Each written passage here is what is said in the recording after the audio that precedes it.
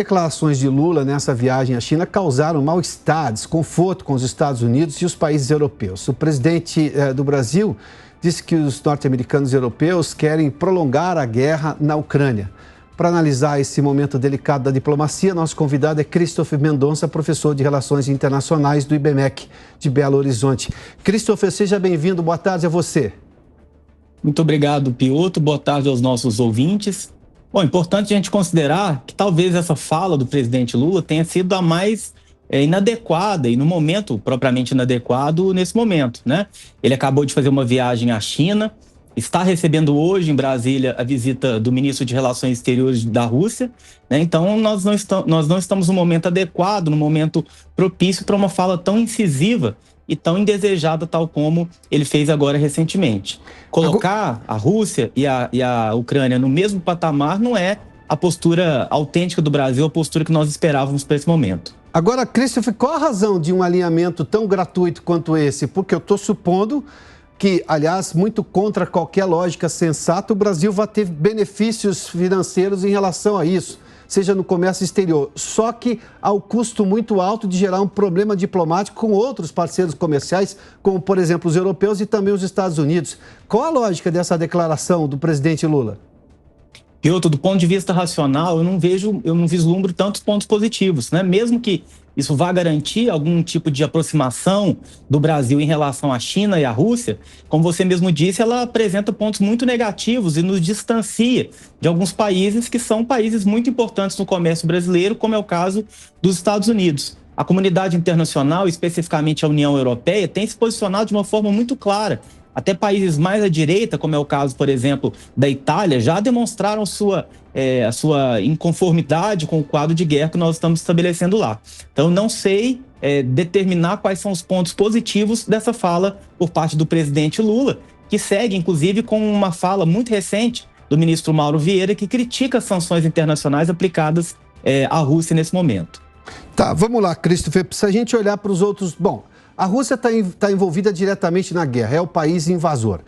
A China, que é parceira dos russos numa série de aspectos, é extremamente cuidadosa do ponto de vista diplomático a dar declarações sobre esse conflito. Daí eu fico me perguntando, não é uma parceria entre Brasil e China, é uma parceria do presidente Lula com o Vladimir Putin, porque não há nenhuma outra explicação.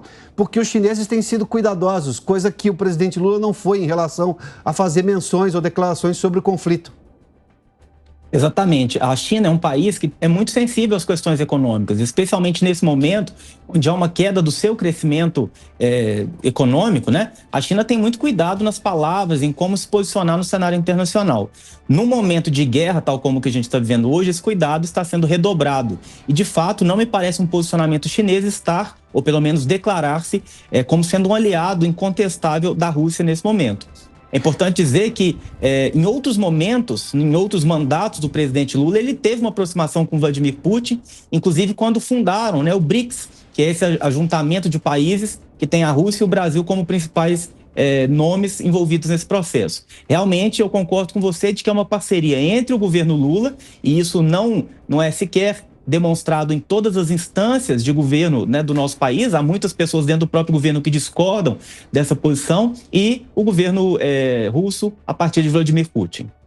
O Christopher, você acredita que questões ideológicas dos anos 70 ou dos anos 80, do século passado, podemos resumir dessa maneira, influenciaram a decisão do anúncio dessa declaração do presidente Lula e talvez, inclusive, do Itamaraty?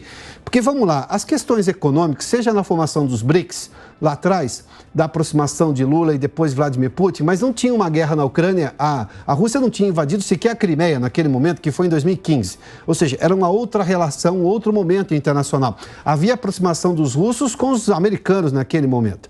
Mas as questões econômicas são mais compreendidas no mundo, mesmo quando o Brasil fala que quer negociar com a China usando reais e yuans, não quer usar o dólar. Tudo bem, abandonando essa referência monetária internacional que é o dólar. Mas a declaração, quando se envolve numa questão de uma guerra e você tem as fotos das vítimas ucranianas em seu solo sendo atacadas por forças russas, isso é muito forte, não dá para explicar isso do ponto de vista econômico para ninguém. E o Brasil conseguiu, de uma forma até habilidosa no governo Bolsonaro, em resolver a questão de fornecimento fornecimento de diesel, apesar da Rússia estar sob sanção dos europeus e dos americanos, fornecimento de diesel, mais a questão dos fertilizantes, de uma maneira diplomática, sem, digamos, cruzar essa linha da insensatez de dar uma declaração contra um país que está sendo invadido, que foi invadido por uma outra nação. Qual é exatamente esse entendimento? É uma questão ideológica que está prevalecendo em vez digamos, do pragmatismo diplomático?